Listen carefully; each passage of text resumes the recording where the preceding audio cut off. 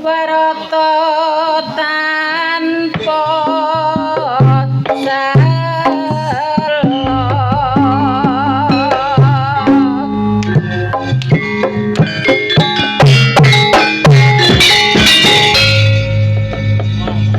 gara-gara gegaraning wayangan ringgit Purwa elok ing jaman sakmenika para kawula kudu waspada marang lelakon kang durung temeka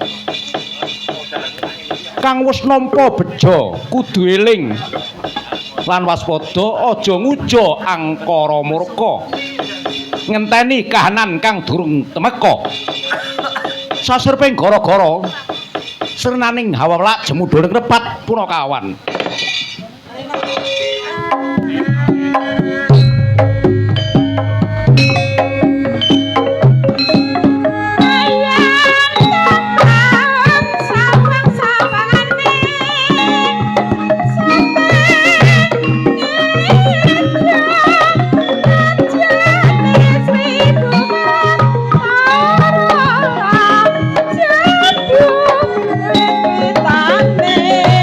Mesa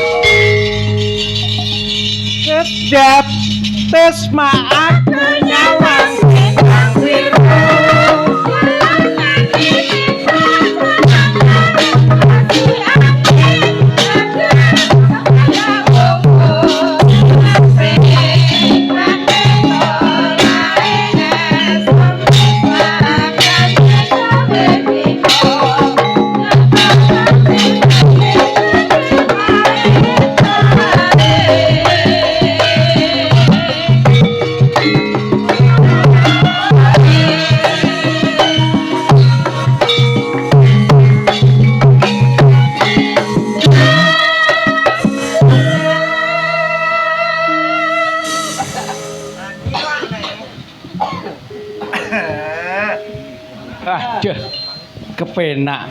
Monggo. Iya toh, Bos.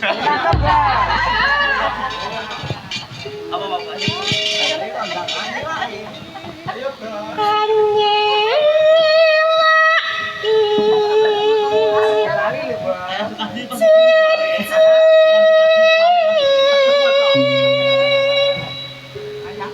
Selendang biru,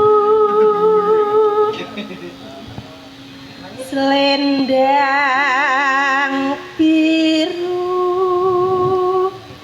among nyenaki ati.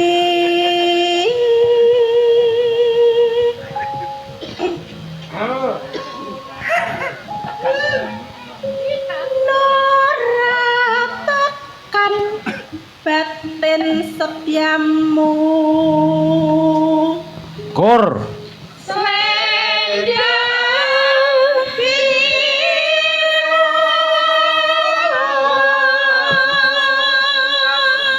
Angkat metaraman maneh. Tatapan janjimu selendang biru.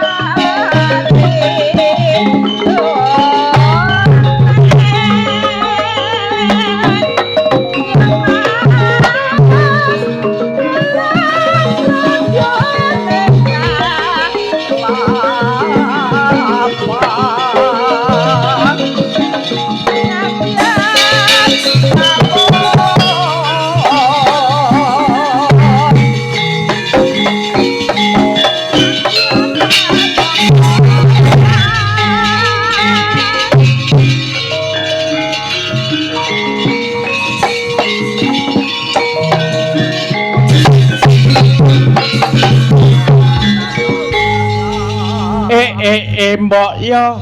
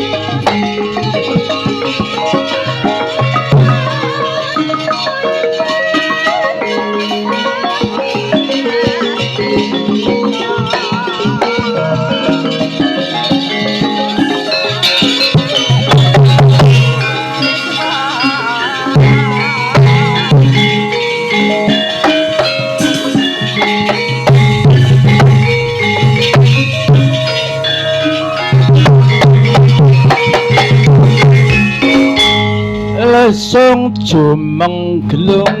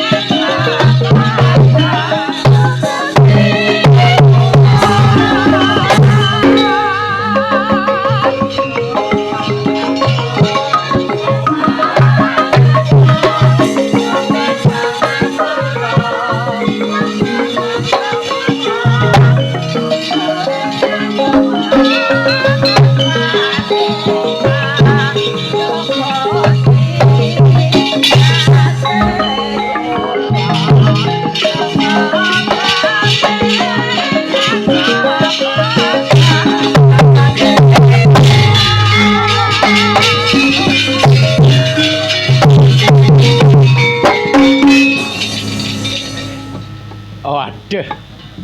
Kang Gareng karo kowe gong. Iya, Tru. Jan ora kan nyono-nyono. Awake dhewe bengi iki sowan mrene. Wis pirang taun awake dhewe ora metruk ana leladaning Bayem. Wah, jaman semono ya Kang Gareng. Ha iya, Tru. Jaman semono awake dhewe iki keceh ning Bayem Wetan. Ayo ketendang nek sedhela kae para dalang-dalang do prei. Kecahe apa udan ndalang? Ya wis muga-muga iki ya gong ya. Ha iya, Tru. Mboko sithik ngono. Heeh. Pancen obah musik ing kahanan ki ora mesti. Oh, nek bejo ya ora kaya wong. Nek lagi nandang ana ledukan ya ora kaya wong. Ha iya, Tru, kabeh mau Ya ditampa kanthi lila legawa. Mengko nek ditampa banget-banget mundak kuru yang awak. Ha iya. Iki kanca-kanca katone padha bergas-bergas leh nyambut gawe. Wah, jan. Nyambut gawe iki nek lagi ketrima ya ngene iki. Oh, Ya Mas kabeh ki Petro, ana. Mas Petro, Pripun? menika ngaturi pirsa dhateng panjenengan. Nggih. Menika panjenengan dipun napa? Dipun tekani delok ana aneh. Nggih. Dipun rawuh ingkang minul yuweng. Nggih menika Adi Mas Alek. Wow. Dalang kondang. Oh, Kang Mas Alek dugi. Nggih, kalih Adi Mas Sisek. Nggih, Wah. dalang kondang kaloko. Wah, jan dalang ki nek lagi ketrima ya ora kaya wong. Dhuwit ki mung garinata. Rintik-rintik lah jan ya. Mula awake dhewe rasa matur nuwun marang Mas Alek, marang Mas Kamsi kang wis nonton paring berkah. Layak to hawane ki hadem nintrim. Ha iya, Truk, kabeh ki duwe daya pangaribawa ngono. Ha iya. Deh. Iki metruk beda karo ndek mben kae. Nek ndek mben iki jan semerawut. Ayo tenan Truk nyambut gawe iki ya ora mesti ngono. Ya kala-kala ya kepenak ya gek ora ngono, Truk. Ha iya. Ngoten niku kantun danane Mas Petro. Oh ngoten. Nggih, anggere napa niku saithik nggih didum saithik. Nek akeh Oke nggih. saiki lah nggih. Pancen klebu tradisine yoga nggih ngoten niku. Ngoten niku banyolane jenate Pakde Salam. Oh nggih. Teleke gak mbok badhok pisan. Ya. Nggih pancen Pakde Salam pancen nggih pun dalang sepuh. menawi enten klodak kladuke rembug niku mung sak mestine. Nek kula terus kan ngrembug bropane ngoten niku dereng pase, ngoten nggih. Nek mriku sing nyandak mriki sing anu niku pun lumrah. Mergo le ngadep kelir mung sak wetara, ngoten. Nek kados kula niku nggih pun sak wetara. Ha iya. Ya iki ditanjake, heeh. Mumpung warangganane ya lumayan. Iki sangka darah Pangkur karo sangka Ngawi. Ha ya Ngawi. Biyen aku ki ya nang Ngawi. Zaman semono iki jan kancaku ki Mas Darto kuwi lho. Nek lagi nandang rekoso ya ngono kae ya Mas. Aku lunga saka papan iki digoleki nyang omah.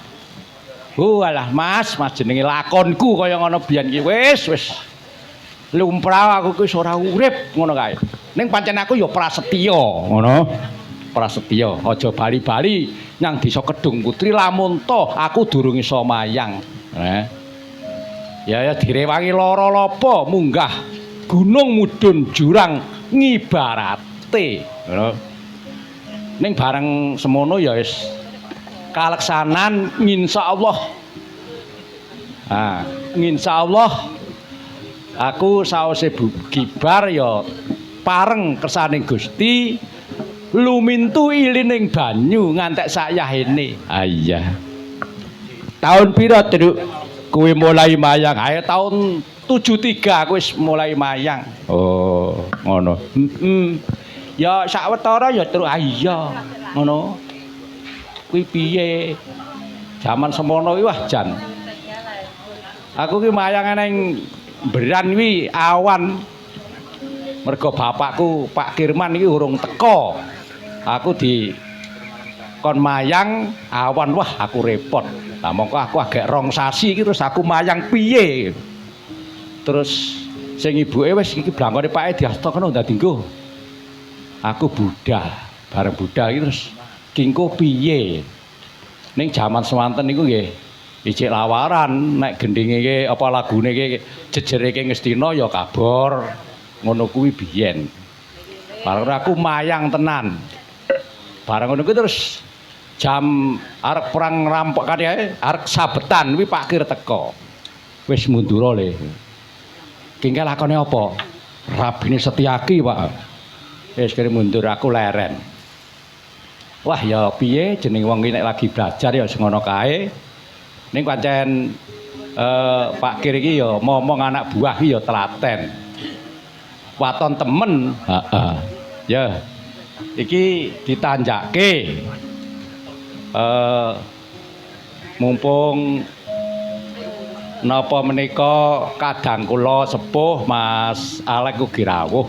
Pangestunipun Mas Alek dipun sekecakaken anggenipun lenggah kalian Mas Samsi nggih semanten ugi. Wah jan. Kuwi aku biyen kelingan karo Mas Samsi nalika ning Kesongo. Mas aku njaluk tulung Mas. Anten apa? Pokoke jare rono ka dilengenke ning pitik jago ora. Aku kelingan lho Mas jaman semono. Aku ya diwarai nyolet. Wah. Ah iya. Ayo wis bareng aku dikongkon ya budal. Ala piye to jenenge bola ki ya kudu manut. Oh ngono. Ayo barengane ya wis ketemu urusane jebul ya ora dirembung wong pancen kuwi ya klebu ponak aku dhewe ya ora dadi masalah. Ya iki ditanjake ya. Bawa-bawa dhisik.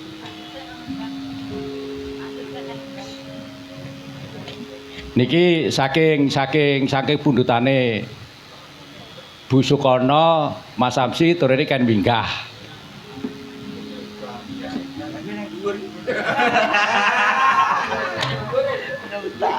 Napa disepoti napa mboten? Mriki luwih munggah melih niki. Oh, jalukane kudu munggah pindho, aja mung pisan. Munggah pindho mau ngomong tok. Niku wedi nek awar kula niku. Sebabe Nggih, mengke rak enten piyambak. Samar nek tak jaluki sangu niku. oh alah. Nggih.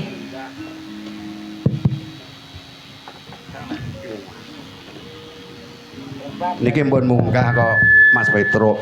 Nggih, sampun. Malah kalih Mas Alek napa pun minggah. Oh nggih, nggih, nggih. Niki jan dalu niki Mas Sungkono garwane putrane sedaya nyang niki jan niki wau putrane kayak geneng wae iso bimbal-bimbal. Loh, lah jenengan kok nggih mboten tindak teng geneng ta? Mboten. Gak anu masih saya tak tekoke kowe nek gak nyang gendeng.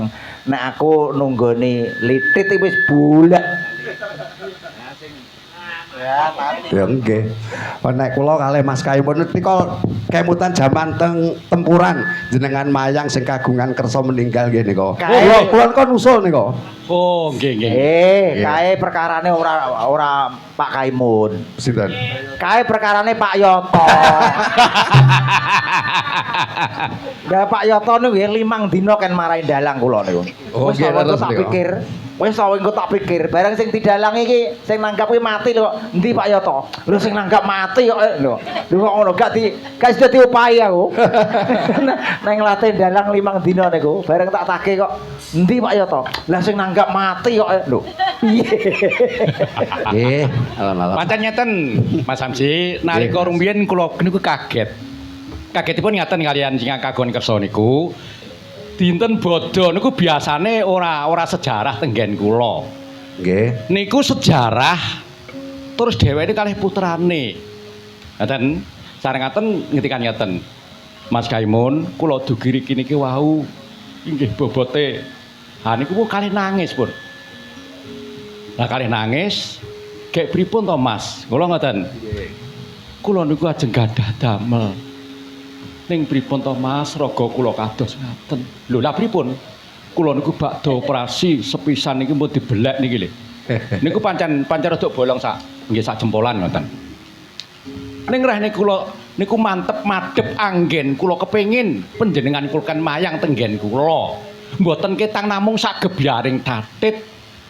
Kula tetep nanggap sampeyan. Lah sing setunggal niki sing kula takonke jerone batin. Bebasanipun reh kula saged kados ngaten Pak Kaimun nggih pangestune mawon. Ngaten-ngateno nek kula pun nanggap sampeyan lah niki. Nggih. Milakno niku upama kula nyanyi kula niku nggih megeng napas, mboten kula nyanyi. Wong nggih megeng napas niki. Ning kula jan-janipun pun kraos. Janipun kula nggih nyuwun cara ngene-ngene mbok ya bar. Kok ya kepeksa ora kuat dimpet. Inggih sedaya niku pun takdire Kak semonten niku. Oh nggih. Siji pesti loro jodoh telu ayu niku menungso tan mangeruhi to niku. Oh nggih, nggih. Nggih. Dandang gula Mas, lintur mawon. Monggo. Kula. Mbek ben niku guwetur kula ngopahi somo. Tuas duweke tak angklepe tak kekne sik, lha kok sing nanggap mati. Bar wis e. Tak jalukne ora iso. Allahu Akbar.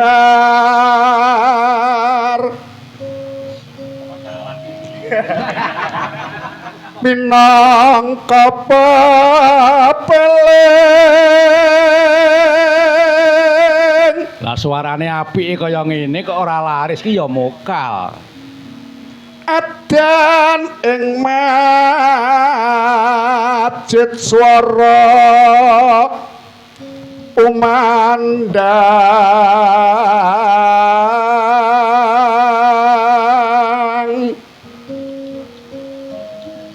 iku pambukane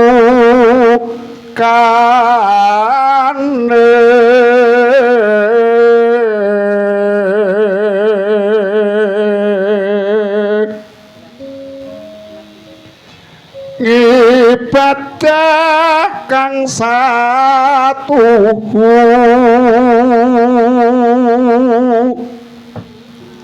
umat Islam salate wajib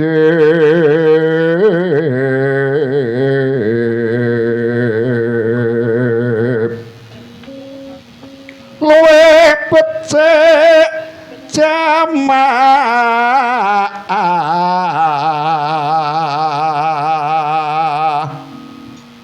aja nganti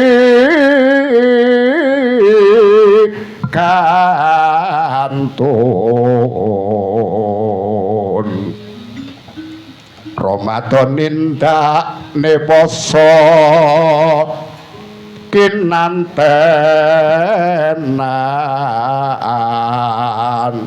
sabar sarta eling Allahu paringi jabah nggo Bu pepeling Bu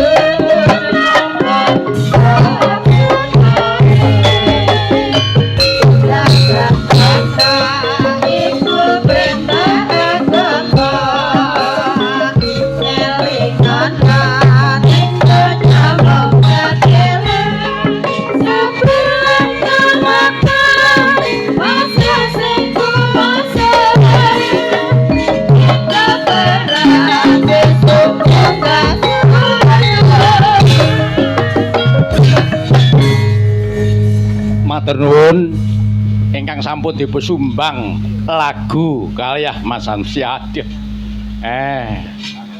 Wong ya eling-eling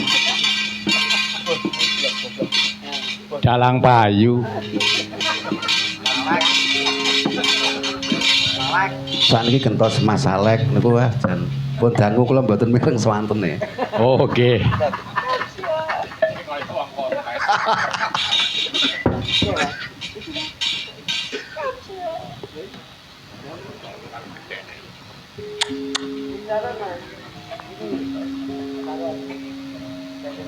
Yo kontes iki.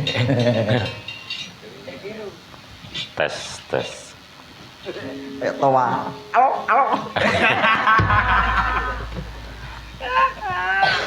Boten ngaten iki ya. Nah,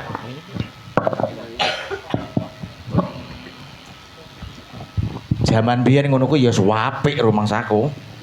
Nang nggonku kono biyen tukange pengeras jeneng Pak Darmo Tari. Klambine dilebokne. niki mawon nggih sae. Sae. Halo. Nggih. Pak Petro, Nggih, Mas. kula niku jane napa niku nak ngrembak babakan wayang tur suka duka ngoten niku mboten tekwati. Jadi ing antarane seniman kalih sing nanggap niku pun sami-sami ndedonga mring ngarsaning Gusti. Dadi bab kawontenan kaya ngoten niku mboten perlu dieling-eling. Ya niku pripun nggih? Wonten sok mangsa kalane dalang pas pinuju wayang niku ngetok karosan nganti wonten to dalang kang ninggal wonten ing kelir karana netepi marang darmaning dalang.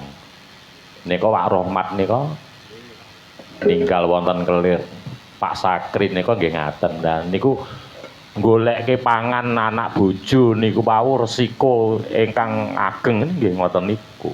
Ngoten. Sami kalian ingkang hamengku gati menika anggenipun pengin donga mring ngarsaning Gusti niku ora ketang lara kaya ngapa ya netepi ujar utawa kaule utawa cita-citane. Nah, ngoten niku nak kula malah ngaturke napa niku cara saniki ngaturake matur nuwun. Dene lestarining budaya niki sik lumadi. Kamangka saniki arang-arang akeh dalang niku kare akeh sing nanggap niku sakniki akeh dalange. Ngaten. Pancen nggih, leres niku pancenipun. Nggih. Ngawi niku mangitung dalange mboten kurang saka 250 dalang. Sopi. Dereng niku Laladan Magetan, dereng Medion. Buyuh mboten umum. Ngaten. Pramila saking menika nggih, pripun?